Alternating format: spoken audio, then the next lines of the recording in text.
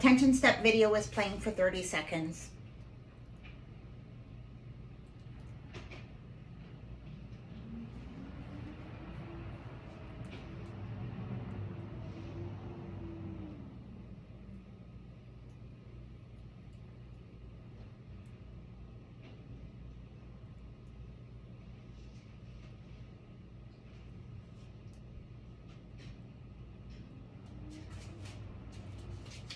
Hello there. Wow, that was an interesting video.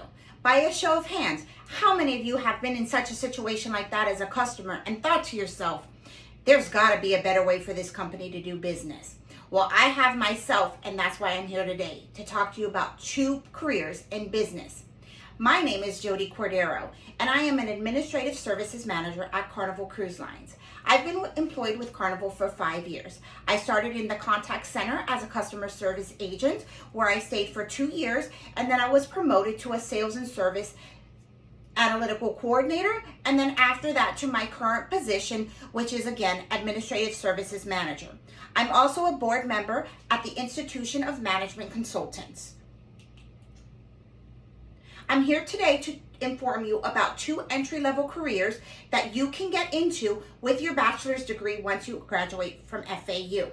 The first is the Administrative Services Manager's position, which I hold, and the other is a Management Analyst position. I will be comparing and contrasting job salary, job outlook, educational requirements, skills needed, and work environment to help you see if either of these careers is right for you. Starting first with the Administrative Services Manager. In this capacity, the job description says that you coordinate, plan, and direct daily operations and administrative services for your assigned division in your assigned company. The annual median salary for an Administrative Services Manager is $80,540 in the Florida and $96,940 in the United States. The outlook is bright for this career, at 15% growth rate expected in the next 10 years for Florida and 7% nationally. Administrative Services Managers have a minimum of a bachelor's degree requirement in education, but that does vary by hiring organization.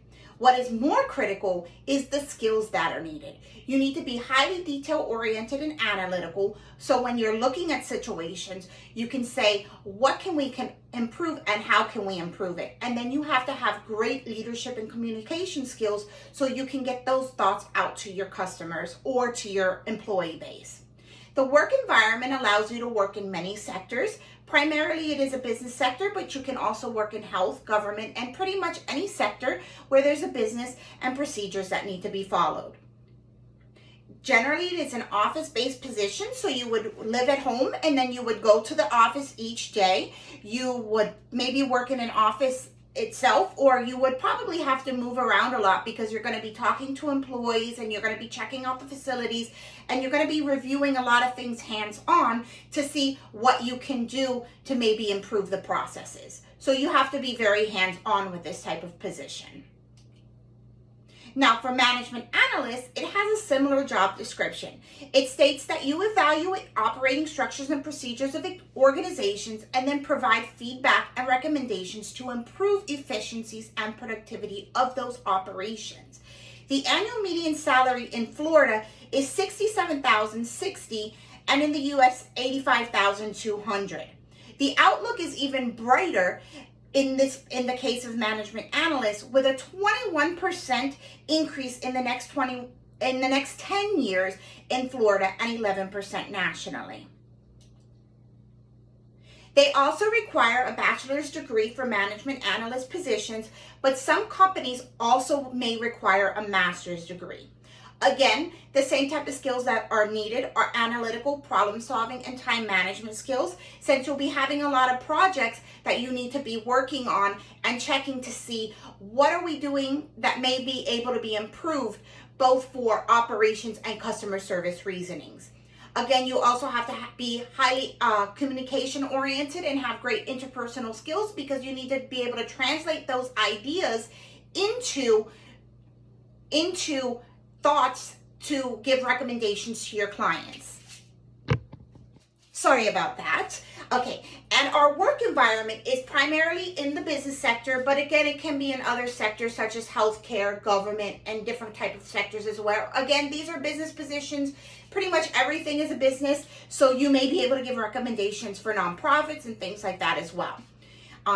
You would normally have a home office in this position, but there would be more travel involved because normally you have to go to the offices of your clients so that you can evaluate their procedures and give recommendations.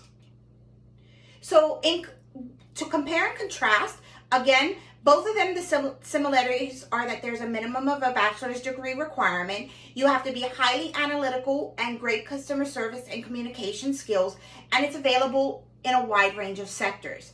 The differences are that administrative services managers have a higher median salary and are more office home based, while management analysts have a better future job outlook and are travel involved. Now, again, if you want to go back to that video and see the poor customer service and crazy amount of procedures that are required to get a simple task done, if you see that you could look at yourself and say, I could help do better with that organization, then one of these careers may be right for you. This is an excellent starting point as you embark on your career with your bachelor's degree, and there are great growth opportunities for you in the future as you maybe get your master's or get more job experience. You can use that to go to either start your own business or get a higher level position in the analytical field. Again, it's all about saying what can you do better as a company to improve procedures and efficiencies, and which will then relate to better customer service. So I'm going to leave this with a quote from Richard Branson, a great entrepreneur and businessman. He says, complexity is your enemy. Any fool can make something complicated. It is hard to make something simple. The goal of these two positions is to make things simple. And if that's what you want to do, these are great options for you. Thank you. If you would like more information, you may refer to my references in this attachment. And I'm going to go ahead and take a moment to open this up to some questions. Yes, you in the back. I see you have a question. Okay, so to repeat, she asked, all things considered, would you think it's better to stay in Florida or to move out of state for one of these two careers? So I think that's a personal choice. If you are interested in staying home for a little while in Florida, this is a great opportunity for you because the current pay for either of these positions is a little bit higher in Florida. But if you're wanting to look at the long term, you may want to consider going out of state because the growth outlook is great for both. Either way, if you stay in Florida, because Florida is a great state to be in, you've been here so long, you do have a lot of opportunities because Florida is booming in the business market and there is excellent growth. So either way, but I would say stay in Florida just because I'm homegrown and that's where I like to be. If you have any other questions, you can see me after the show. Thank you. Bye-bye.